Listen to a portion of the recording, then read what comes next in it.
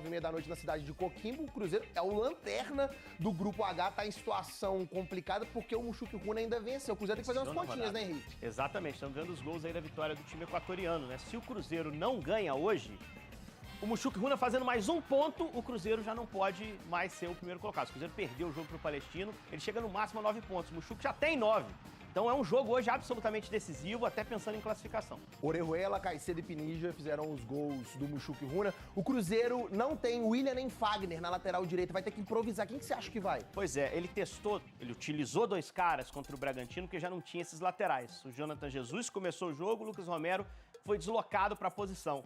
Eu acho que até para não mexer no meio-campo, se o Romero for pro jogo, ele vai poupar um monte de gente, eu acho que ele vai manter o Jonathan. Uma sensação que eu tenho, ele não foi bem, é um zagueiro, não tem o costume de jogar aberto ali na lateral, mas é uma necessidade. Acho que os jogadores também da base não estão prontos para esse momento. Se for o Jonathan, boa sorte para ele no jogo, né? E vem cá, Matheus Pereira também não vai participar desse jogo. Gabigol e Dudu, dessa vez vão ser titulares? Acho que tem tudo para ser, né, Maurício? Porque se você usa um time alternativo, se você mexe no ataque, segura o Matheus Pereira, você deve botar Dudu e Gabigol, pelo menos um deles titular. Provável Cruzeiro do Leonardo Jardim na tela. Estamos apostando com os dois, ó. Dudu e Gabigol, atenção pro meio-campo, o Wallace talvez voltando, com o Eduardo ao lado dele, acho que falta um pouquinho de pegada ali, mas esse é o Cruzeiro. Se vencer, melhora muito o cenário. Já já a gente mostra uma reportagem mostrando o adversário do Cruzeiro. Seguindo a Sul-Americana.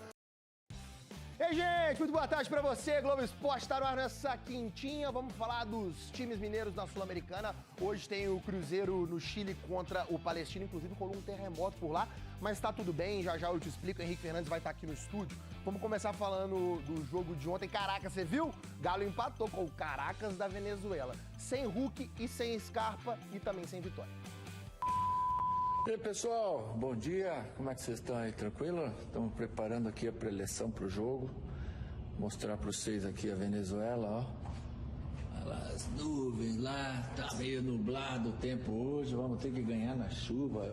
Esse vídeo do Cuca foi gravado ontem, antes do jogo contra o Caracas da Venezuela pela Sul-Americana. Mas vou te falar, não teve chuva e nem vitória do Galo. Mas além disso, ele também mostrou como o Atlético ia jogar na Venezuela. Ó, cá, olha a movimentação aí, ó. Mauri, olha ali, ó, dominou, jogou no fundo pro Jackson, o Jackson cruzar, o Jackson não tá mais jogando, vai o outro lá então. Quem é esse tal de Jackson e a Mauri? Vou te dizer que eu não entendi, não.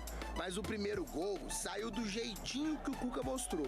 Bola no fundo pro Bernard cruzar. O Rony até saiu fingindo que o gol era dele.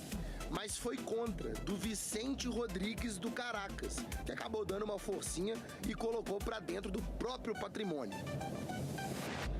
O primeiro tempo foi basicamente isso. A atuação, você fala que ela foi ruim, eu acho que o primeiro tempo sim, o segundo não. O segundo foi ruim mais uma vez, perder tantos gols embaixo do gol como a gente perdeu mais uma vez. Esse é o detalhe, você tem aí quase o dobro de posse de bola, com 16, 17 finalizações para fazer um gol. Então, de novo, a gente esbarra nesse defeito que a gente vem tendo há algum tempo.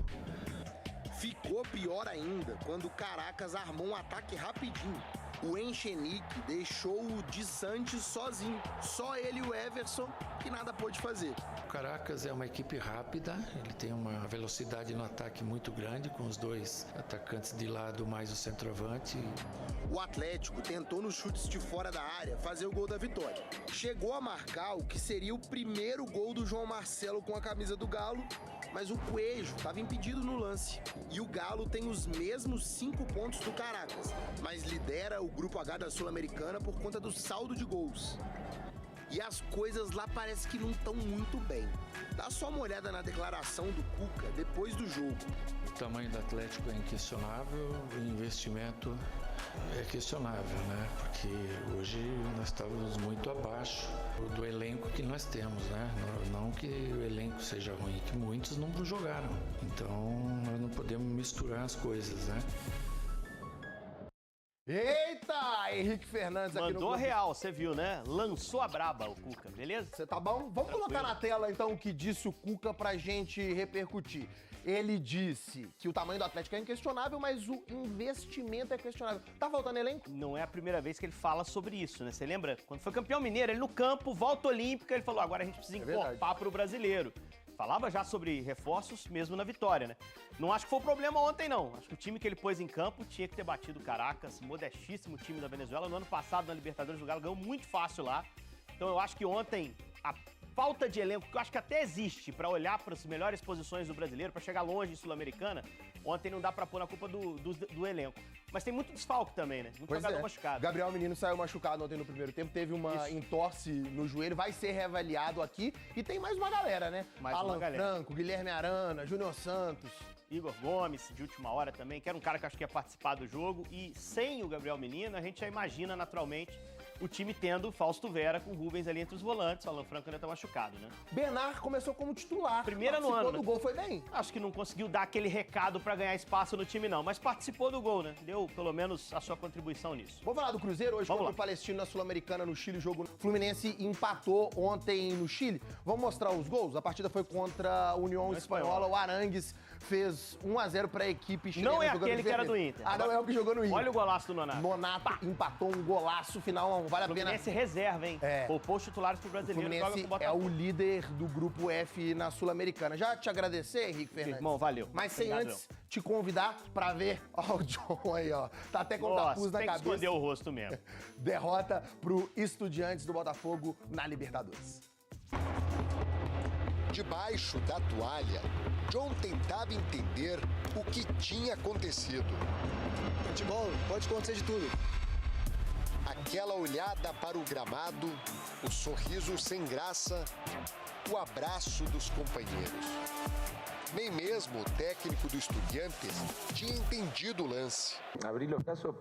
Quando eu vi que o chute tinha saído sem muita potência, eu virei de costas. Aí vi que gritaram gol na arquibancada. Eu não vi o gol. Virei para o campo sem entender o que tinha acontecido.